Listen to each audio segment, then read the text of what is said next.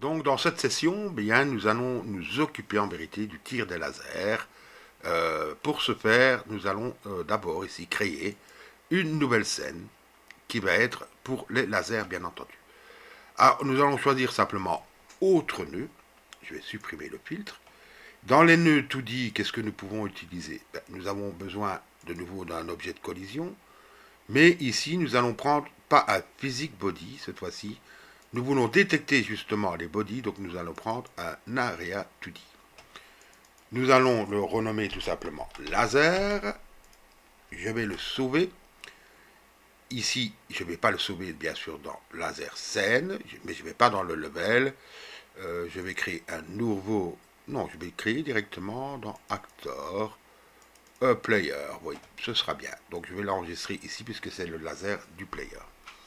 Donc maintenant, de nouveau, nous aurons les mêmes messages d'erreur. Donc je vais d'abord ajouter ici un visuel. Donc à remarquer ici, on a les nœuds qu'on a utilisés récemment qui apparaissent ici en bas à gauche. Donc je vais simplement réutiliser le même nœud. Alors, on va dans l'onglet, bien sûr, animation. On va créer un nouveau sprite prime. On va bien sûr tout simplement cliquer dessus pour pouvoir l'éditer. Et là, qu'est-ce que nous avons? Nous allons regarder un petit peu ici dans le système de fichiers. Donc dans l'asset, par contre, pour cela, nous avons ici tout simplement dans le player, ou c'est dans le VFX, nous avons laser big et laser small. Donc nous n'avons pas ici le sprite sheet. Donc nous allons devoir importer, bien sûr, fichier par fichier. Donc on va se rendre à Asset, on va aller dans VFX, on va prendre d'abord le laser small, voilà. Je vais rajouter ici le laser big. Je vais maintenant faire bien sûr une loupe. Je vais faire une vitesse par exemple de 10. Je vais un petit peu, voilà, agrandir pour voir ce que ça donne. Et voyez ce que ça donne, voilà. Maintenant, évidemment, point de vue de la taille, à mon avis, je vais certainement devoir la modifier. Donc pour cela, je vais aller au niveau du level, par exemple. Je vais temporairement instancier donc mon laser ici. Là, je vais simplement le placer là où il faut. Ce sera plus ou moins ici. Je vais agrandir, voir un petit peu la taille. Et la taille, à mon avis, il me semble que c'est assez petit. Alors, je vais l'agrandir, mais je ne vais pas l'agrandir partout. Disons que ce que je voudrais bien faire maintenant, donc ici je vais aller dans le transform, je vais faire un scale mais plutôt en Y. Donc pour cela, je vais décocher tout simplement le ratio entre les deux, et je vais faire par exemple une taille de 2 en Y. Donc vous voyez, il sera beaucoup plus grand à ce moment-là. Si je vais maintenant ici, de nouveau dans mon level, que je regarde, vous voyez qu'il est déjà beaucoup plus grand. Ce que je voudrais également, parce que nous allons en vérité le pondre, cet objet, eh bien c'est ici tout simplement changer son offset. Donc changer, si vous voulez, son point. Donc si vous regardez bien ici, voilà, vous avez le fameux point. Alors je vais simplement stopper l'animation pour qu'on le voit mieux. Eh bien, je voudrais que ce point ne soit pas là. Donc, je vais simplement décocher le centered, voilà. Et je vais maintenant bouger, d'abord le bouger un petit peu sur X pour qu'il soit, voilà, ici au milieu. Et je vais surtout maintenant le bouger sur Y pour qu'il soit, voilà, ici à ce point-ci. Alors, je peux faire un save, je peux remettre l'animation en route. Voilà, regardez dans le level un petit peu ce que ça donne. Je vais lancer la scène. Donc voilà, ce sera beaucoup plus beau. Alors je remarque également que je n'ai pas mis en auto-load.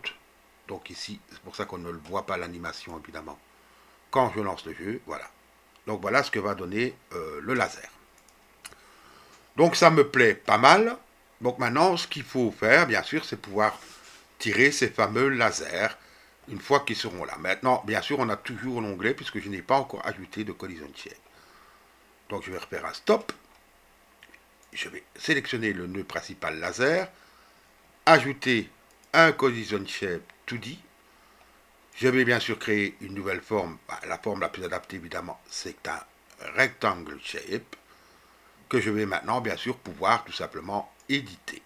Donc, pour qu'il prenne ici cette forme-ci. Voilà. Et voici. Là, évidemment, mon petit, je veux dire, triangle d'avertissement disparaît. Et je vais pouvoir. Maintenant, ce qu'il faut nous occuper, évidemment, je peux supprimer d'ailleurs le laser, c'était juste pour pouvoir voir le visuel. C'est pouvoir, bien sûr, quelque part, eh bien, pondre ces lasers, mais également faire un code. Alors, on va d'abord s'occuper éventuellement de pondre les lasers. Pour cela, nous avons besoin de position. Donc, au point de vue de ma scène player, donc je vais simplement vider le cache de ceci, voilà. Je vais ajouter, donc je sélectionne toujours le nœud principal, et je vais ajouter ce qu'on appelle des marqueurs 2D. Ça, c'est juste pour déterminer une position. Alors, où est-ce qu'il a mis le marqueur 2D? Je ne le vois pas d'ailleurs. Je vais simplement le sélectionner avec la petite flèche. Voilà. Et on va le positionner ici. Voilà, plus ou moins à ce niveau-ci. Je vais le nommer marqueur left plutôt. Et je vais maintenant le dupliquer. Donc pour ça, il suffit simplement de faire un CTRL-D. Celui-ci, je vais le nommer, ben, vous l'aurez deviné, je suppose, marqueur right. Voilà, marqueur. Alors, marqueur right. Et je vais simplement, ben, vous l'aurez deviné également, je suppose, se déplacer évidemment sur la droite. Je peux sauver ma scène. Et maintenant, ben, nous allons nous occuper tout simplement de pondre quelque part ces lasers. Donc pour cela, nous allons nous rendre dans le script du player. Alors, la première chose que nous allons avoir besoin avant de me mettre ici en mode sans distraction, c'est tout simplement eh bien, de télécharger évidemment ces fameuses valeurs. Donc pour cela, je rappelle, je vais simplement les faire glisser, déposer. Donc j'ai besoin de pouvoir repérer. Donc j'aurai bien mon marqueur left. Je fais pareil avec le marqueur right. Voilà. Ça, c'est une première chose. Une deuxième chose que nous allons également avoir besoin, c'est ici, créer une variable export, var, et ce sera ici une variable. Nous allons simplement appeler cela laser scene. Cette variable est de type packet scene, donc packet scene, voilà, et qui est égal au départ à rien. Et c'est ça qui va nous permettre maintenant de pouvoir eh bien, pondre quelque part nos lasers. Alors pour cela, je vais créer ici une nouvelle fonction qui va être une fonction privée. Voilà, fonction. Que je vais appeler spawn laser. Avec un S parce qu'on va en mettre plusieurs. Elle n'aura pas de paramètres. Elle va retourner un void. Voilà. On met les deux points, évidemment, pour pouvoir y avoir accès. Et qu'est-ce qu'on va faire maintenant? Eh bien, on va tout simplement créer d'abord une instance, donc qui va être variable laser, est égale à quoi? Eh bien, ma fameuse laser scene, point instantiate. Donc là, la première chose que nous créons, c'est que nous allons simplement créer ici, eh bien, une scène laser. Donc nous allons avoir une instance de notre scène, de notre préfab quelque part, si vous voulez. Donc maintenant, nous devons le positionner. Alors, je vais d'ailleurs le renommer directement L pour laser left. Nous allons tout simplement le positionner. On va faire simplement que laser L, point, position, position. Et alors, comment ça se fait que ici je ne l'ai pas laser, position normalement. Oui, évidemment. Si je l'écris mal, voilà. Position est égal à notre marqueur left, point, position. D'accord? Ce que nous devons faire maintenant, c'est également ajouter notre laser à notre scène. Pour ça, on fait simplement Add Child et on choisit notre laser L. Alors, quand est-ce que nous allons maintenant pondre ces fameux lasers? Donc, nous avons fait ici une fonction input. C'est là-dedans que nous allons pouvoir le faire. Et quand? Ici, je vais mettre simplement pondre les lasers. Quand est-ce qu'on pond le laser? Tout simplement if. Nous allons prendre de nouveau notre classe input, prendre une fonction singleton, ça veut dire que c'est une fonction, on n'a pas besoin d'instance pour y avoir accès.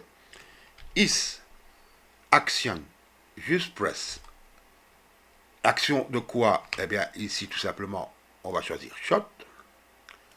Nos deux petits points, on va tout simplement appeler notre méthode spawn laser. On va tester ça. Donc, je suis bien ici. Alors, il va avoir une erreur. Donc, si je lance maintenant que j'essaie de faire ça, il va avoir une erreur. Pourquoi est-ce qu'il va avoir une erreur? Remarquez, je vais remettre simplement dans laser. Laser scène est vide. Donc, maintenant, ce que je dois faire tout simplement, c'est ici faire un chargement rapide. Et je vais prendre tout simplement la scène laser. Et là, normalement, ça fonctionnera sans cracher. Donc, voilà. J'ai bien mon laser qui est pondu. Je vais faire bien sûr de même. Donc je vais retourner pour le laser de droite. Je vais copier tout simplement ceci. Voilà. Alors, on va le nommer R. Et le laser ici, on va faire un copier également ceci. Est égal R marqueur right. Position. Et bien sûr, on ne va pas oublier, alors, CTRL V, d'ajouter également à la scène le laser ici. Si je lance maintenant et que je fais ceci, j'ai bien deux lasers. Par contre, il ne se déplace pas. Où est-ce qu'on va faire se déplacer nos lasers? Donc nous allons continuer ici pour notre laser. Avant ça, je vais faire un petit rescan, ajouter tout ce qui va bien et je vais faire un petit commit. Ce sera laser spawn. Voilà. Et je vais faire un commit. Et en même temps, je vais faire un petit push. Voilà. Donc comme ça, tout ça est sauvegardé. Bonne pratique d'ailleurs à faire quand si vous faites un jeu réel, c'est de travailler avec Git pour bien suivre votre évolution et pour pouvoir facilement revenir en arrière. Ceci étant fait, donc maintenant nous devons nous occuper du mouvement du laser. Alors ici, nous avons choisi pour le laser, nous n'avons pas encore mis de script en vérité. Donc ce que nous allons faire maintenant justement, c'est lui ajouter un script. Donc ce script, nous allons d'abord choisir son endroit où il va être mis. Donc je vais choisir bien sûr le dossier script, actor, player, et je vais le nommer, voilà, laser. Je vais le créer. Alors moi j'aime bien directement en créer une classe. Donc je vais faire classe name. Je vais directement l'appeler laser. Donc ça c'est une première chose. Ce que nous devons faire maintenant dans ce script, c'est faire simplement bouger notre laser. Donc pour cela, nous allons faire un override de la fonction physics process. Voilà. Et qu'est-ce que nous allons faire? Nous ne pourrons pas faire comme nous l'avons fait ici pour le player. Ce n'est pas ici un physics body. Ici, c'est un area 2D. Si je vais dans l'aide, donc pour cela, je fais simplement un contrôle et je fais un clic sur ici area 2D. Je vois que ça hérite, voilà, ça c'est toute sa liste d'héritage. Donc ça hérite en premier, ça c'est l'objet le plus bas, c'est un objet, suivi d'un autre, suivi d'un canvas item, pardon, d'un node 2D, d'un collision object. Là vous pouvez voir évidemment toutes les properties, toutes les propriétés, et vous pouvez voir toutes les méthodes. Donc ici, God overlapping, etc. Mais il n'y a pas de move et slide. Donc nous allons le faire bouger autrement. Nous allons simplement le faire bouger en modifiant sa position. Donc pour cela, je vais retourner ici dans mon code laser. Et ici, qu'est-ce que je vais faire tout simplement? Bien, je vais faire que sa position Y, donc, est égale à quoi? Eh bien, elle est égale à la position Y. Alors, je rappelle une chose. Notre laser, il doit monter. L'origine de la scène, si vous regardez ici sur level, donc l'origine de la scène, je vais ici, voilà, est en haut à gauche. Notre laser va être pondu ici. Donc nous devons en vérité décrémenter, eh bien tout simplement, que voulais-je dire, nous devons décrémenter bien sûr sa position sur l'axe des X. Alors on pourrait faire position X est égale à position, pardon, Y moins la vitesse par exemple. Nous n'allons pas faire ça. Nous allons utiliser un petit raccourci tout simple qui s'appelle moins égal. Moins égal va nous permettre tout simplement de décrémenter notre position Y de quelque chose. Pour cela, nous allons de nouveau créer un export, parce que nous allons directement bien travailler et passer directement par des exports ou à la rigueur des constantes. Nous allons appeler ça speed, voilà, speed, qui est quoi? C'est un float, tout simplement, qui est égal, alors on va tester d'abord une vitesse de 100 par exemple, est égal à speed, tout simplement. Moins égal speed, pardon. Maintenant, attention, je peux appliquer le code comme ça, il fonctionnera. Le problème, c'est que si j'applique ce code, bien, le code ira plus vite, le laser, ira plus vite ou moins vite d'une machine à l'autre. Pourquoi? Parce qu'ici, ce n'est pas un caractère body, donc nous n'utilisons pas la méthode moveSlide qui fait ce travail à notre place. Alors, rassurez-vous, ce n'est pas très compliqué de faire la correction. Il suffit simplement d'utiliser la variable que nous n'avons encore jamais utilisée, qui est la variable delta. Et cela va nous permettre d'avoir la même vitesse maintenant de nos lasers, quel que soit évidemment l'ordinateur. Alors, lançons notre script, poussons sur la touche espace et on voit directement qu'on a ici une erreur que je vais regarder. Alors, il n'y a pas d'erreur dans mon code, c'est simplement un petit bug dans Godot. Donc si maintenant je touche sur la touche espace, vous voyez bien que ici, voilà, j'ai les lasers qui sont, je vais dire, pondus quelque part. Maintenant, moi, ce que je veux faire, par exemple, dans ma scène laser, je vais par exemple augmenter la vitesse, je vais dire, à 200. Voilà, ça me semble un peu plus correct. Donc, je pense pas qu'ils seront changés parce que comme c'est une scène qu'on instancie. Donc, je vais ici remodifier à 100. Et c'est dans le code, je vais le faire directement. Je vais mettre ici, donc dans le code laser, je vais mettre ma vitesse, allez, on va choisir une vitesse, voilà, on va couper la poire en deux. On va faire par exemple 150. Donc je vais réessayer. Regardez qu'à ce moment-là, voilà, je peux tirer le laser. Ah, il y a 2-3 problèmes évidemment. D'abord, la première, c'est que je peux tirer une cadence infernale. Ça, nous ne le voulons pas. Et la deuxième chose, regardez, quand je tire un laser, vous pouvez remarquer, qu'est-ce qui se passe? Eh bien, le laser, ici, il suit le player. Alors, la raison est toute simple à ça. Nous allons regarder dans Distant. Si vous remarquez que j'ai le neuro, j'ai le player, et vous pouvez remarquer que j'ai tous les lasers qui sont tout simplement ici dans mon player. Donc déjà, une des premières choses, c'est que nous allons devoir supprimer toutes les instances de ces lasers une fois qu'ils sortent de l'écran. Ça, c'est une première chose. La deuxième chose, c'est qu'ici, ils ne doivent pas être pondus, je vais dire, dans le niveau player. Nous devons les pondre où, en vérité? Eh bien, nous devons simplement les pondre dans le level. Alors, pour cela, comment est-ce qu'on va faire cela? Eh bien, on va modifier un petit peu notre code. Pour cela, je vais simplement prendre ici mon player. Donc, je vais aller dans le code, pardon, du player. Alors, je vais mettre en non-distraction mode. Et plutôt que de pondre ici à child ici, je vais faire simplement get. Alors, je vais faire un petit espace. Get, oui, c'est bien ça. C'est sans majuscule normalement, parent. Et on ajoute simplement à ce moment-là le child. Alors, vous allez voir que ça ne va pas fonctionner tout de suite, mais on va faire les corrections. Alors, bonne habitude à faire également. Moi, c'est ce que je vais faire. Change laser conteneur. Voilà, je rescanne. Je vais simplement sélectionner tout ce que je veux modifier. Je fais un commit.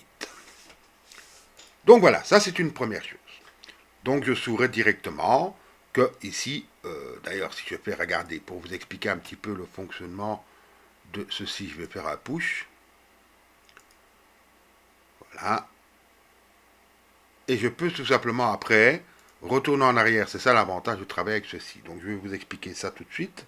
Je me mets maintenant dans mon repositionneur. Vous voyez que moi je suis sur la branche la 3. Je vais changer de branche, je vais me mettre sur la branche 5. On peut voir directement ici les changements. Donc, là je suis dans les scènes, je vais aller plutôt dans les scripts. Dans script action pair, laser, vous voyez que j'ai mon tag ici. Ça me permet éventuellement de retourner en arrière. Alors ceci n'est pas un tuto sur Git, donc je ne vais pas m'étendre là-dessus. Mais moi je fais ça, disons, pour qu'on puisse après s'y retrouver. On voit directement les changements que l'on a fait. Donc ici sur notre laser. Voilà, ici par exemple, particulièrement sur ceci. Et on peut voir après les états du code si vous voulez. Voilà, on peut voir ici ce qu'on a ajouté, ce qu'on a changé, etc. Donc ça c'est très très pratique. Maintenant je ne vais pas m'étendre encore une fois de plus sur Git. Mais vous retrouverez tout ça ici, vous voyez. Voilà, ici par exemple, ce que j'avais auparavant. Vous voyez, j'avais ici, voilà, ceci auparavant. Et voilà ce que j'ai, c'est pour ça que c'est en rouge. Et voilà ce que j'ai de nouveau. Donc ça, c'est le côté pratique, je vais dire, de travailler avec Git. Et vous pourrez évidemment retrouver tous ces petits changements, puisque vous avez accès directement au repository. Alors, ceci étant dit, on va retester la scène. Regardez, si je tire maintenant les lasers, vous pouvez remarquer que je ne vois plus rien. Et pourtant, si je vais dans distant, j'ai bien mon laser qui est là. Par contre, le problème, c'est la position. Alors, je vais vous expliquer ça tout de suite. Pour ce faire, on va faire ici simplement... je vais ici, c'est simplement pour l'exemple, rechoisir la position player. Je vais faire un overwrite. Ou non, je vais le faire ici. Je vais le faire directement dans une pute dans le spawn laser. Je vais simplement faire un GD. Non, c'est pas un GD, c'est directement un print ici. Ça, c'est l'inconvénient quand on travaille également avec ces charts. Là, je suis obligé de faire un GD print ici, je ne suis pas obligé. Donc, je vais faire simplement un GD print, par exemple, de mon laser L. Et je vais faire, je vais prendre simplement sa position. Position. Et en dessous, alors, je vais faire laser local position. Plus, là, il faut transcrire en str. Hop là. Ça m'a malheureusement effacé. Voilà, je vais le prendre ici à copier. Plus str, voilà. Local position. Qu'est-ce qu'il me dit? J'ai certainement une erreur où il manque une parenthèse. Donc voilà. Je vais faire un coller de ceci. Là, je vais faire que ce sera la globale position. Et donc, plutôt que de prendre position, je vais faire global position. Global. Décidément, global, je ne sais pas pourquoi l'autocomplete ne va pas bien. Position. Donc, si je lance ceci, et que je fais ceci, vous voyez, que ça ne fonctionne pas d'ailleurs. Qu'est-ce qui se passe? Alors, je fais un petit debug de ça, je reviens avec vous. En temps pour moi, je ne voulais pas afficher la position du laser, je voulais afficher la position du marqueur. Donc ici, si maintenant je fais ceci, remarquez que j'ai la position locale qui est à moins 11, moins 10, la position globale par contre qui est à 117, 330. C'est quand même bizarre. Si je change un petit peu mon player, remarquez que la position locale n'a pas changé, que la position globale, par contre, est totalement différente. Je replace un petit peu mon player, et vous remarquez ceci. Alors, pourquoi est-ce que ces positions ne sont pas pareilles? Et ça, c'est très important de le comprendre. Si je vais ici dans mon player, et que je sélectionne le marqueur, que je vais dans son transform, c'est bien la position que nous avions ici. C'est la position par rapport à quoi, ceci? C'est la position tout simplement par rapport à mon player. Par contre, si vous regardez la globale position, ce n'est pas la position par rapport au player, c'est la position par rapport au jeu général. Donc à la scène, je veux dire principale, par rapport à mon level. Et ça, c'est la grande différence entre la locale et la globale position. Donc il nous suffit simplement pour résoudre ce petit problème. Ici, nous disons que le laser a position marqueur left. Non, ce n'est pas ça. Nous en prenons simplement la globale position. Vous voyez? Et là, vous allez voir à ce moment-là que le problème va être parfaitement résolu. Alors, ici, on va faire d'ailleurs un petit commit de ça. Change laser position. Voilà, tout simplement, on va faire un petit commit. Donc ça, c'est une petite chose importante à bien comprendre. Donc ici, si je relance maintenant mon jeu, que je tire les lasers, vous voyez, ils ne suivent plus le player. Ils sont bien, par contre, voilà, à la bonne position. Voilà, grâce à ce petit changement. Alors, maintenant, le problème reste le même. Si je vais ici, dans mon distance, je regarde, ben, j'ai toujours mes lasers qui sont là. Et ça, c'est quand même problématique, parce que imaginez qu'on a une longue partie, qu'on tire beaucoup de lasers, ça fait une surcharge de produits à traiter pour le, je vais dire, le moteur de jeu, eh bien, qui peuvent baisser évidemment très fortement ses performances. Donc nous allons nous charger de faire simplement disparaître eh bien, le laser une fois qu'il sort de l'écran. Et c'est ce que nous allons faire tout simplement tout de suite. Donc nous allons nous occuper ici de la disparition de notre laser. Pour cela, je vais sélectionner évidemment le route du laser, donc sa racine principale. Je vais ajouter, je vais enlever ici le filtre, et là je vais chercher simplement Visibility, voyez-vous, et j'ai le Visibility On Screen Notifier. Donc je vais ajouter simplement ceci. Alors, vous remarquez que ça m'affiche simplement une case qui est ici. Cette case, je vais bien sûr pouvoir, voilà, la renommer, enfin la redimensionner par contre. Bon, je vais la dimensionner par exemple comme ceci. Ce qui veut dire, ce que je veux, c'est que quand cette case-ci disparaît de l'écran, eh bien tout simplement, mon laser soit détruit. Alors pour cela, dans Godot, nous avons ce que nous appelons les signaux. Les signaux, pardon, excusez-moi, les signaux. Alors nous allons créer ici un signal, et nous allons prendre le signal Screen Excited. Je vais faire simplement un double clic dessus. Alors vous voyez qu'il me propose directement un nom de méthode, et me demande à quel script je vais tout simplement l'affecter. Alors, moi, je vais changer un petit peu ça parce que je trouve ça un petit peu long Voilà, je vais faire simplement on laser screen excited et je vais simplement le faire connecter. Remarquez qu'une nouvelle méthode est apparue. Je vais simplement supprimer le pass. Et qu'est-ce que je vais faire? Je vais simplement utiliser maintenant la méthode, voilà, qui est toute simple, qui s'appelle tout simplement QFree. Et ceci va détruire mon laser quand il va sortir de l'écran. Alors pour cela, on va tout simplement tester. Donc je vais directement me mettre ici en distant. J'ai bien mon level qui est ouvert. Je vais reprendre ici mon laser. Je tire, vous voyez, on voit bien les lasers qui apparaissent. Et on voit bien les lasers qui disparaissent. Donc ce qui se passe maintenant, c'est que je peux faire un tir cadencé, mais chaque fois, ils vont être détruits. Et c'était bien ce qu'on voulait faire, comme ceci. Alors, ce que nous allons nous occuper dans la prochaine vidéo, évidemment, c'est un petit peu limiter la cadence de tir, parce que là, je la trouve un petit peu trop forte. Donc ça, c'est ce que je vous propose de faire dans la prochaine vidéo. Auparavant, eh bien, je vais quand même ici faire un petit git. Donc je fais un rescan. Voilà, je sélectionne simplement tout. Voilà, tout ce que je veux qui doit être concerné. Et je vais faire simplement destroy laser